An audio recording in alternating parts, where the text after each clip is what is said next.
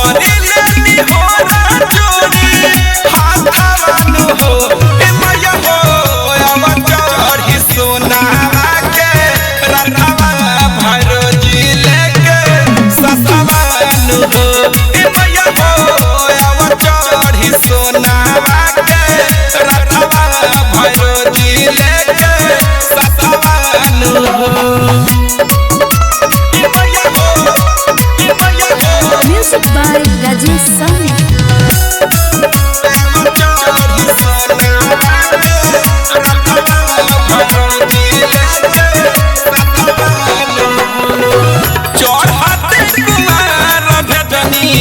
देवलोक में नेवता सहेज गलैहा मैया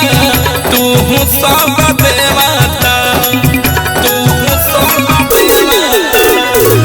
चढ़त कुमार भेजनी देवलोक में नेवता सहेज गलैहा मैया तू सब देवता अंगना में जोई रोपा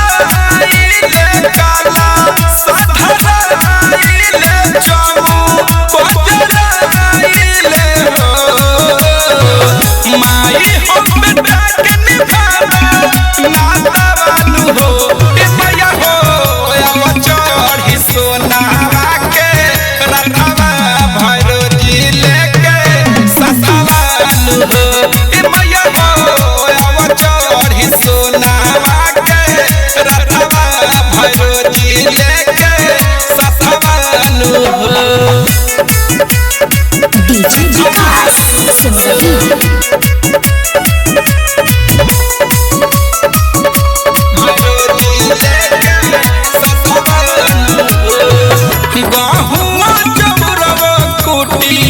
बनौनी पाका बनावा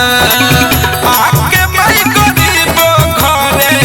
कर तू भोजनावा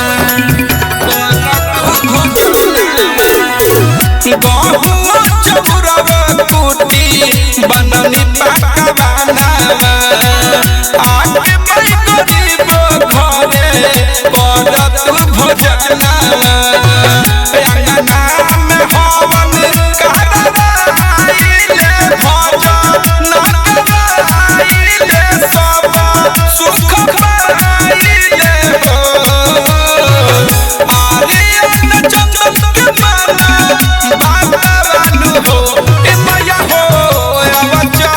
सोनावा के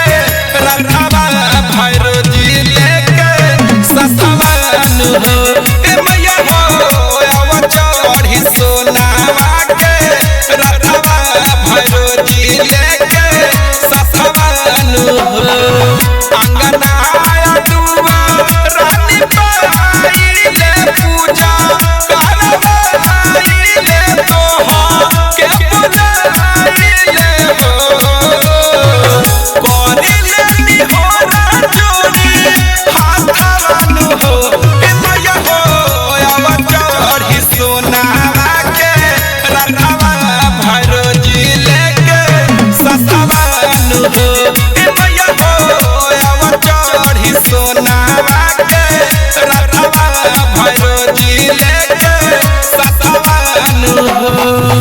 डायमंड रिकॉर्डिंग स्टूडियो छौड़ा दाना।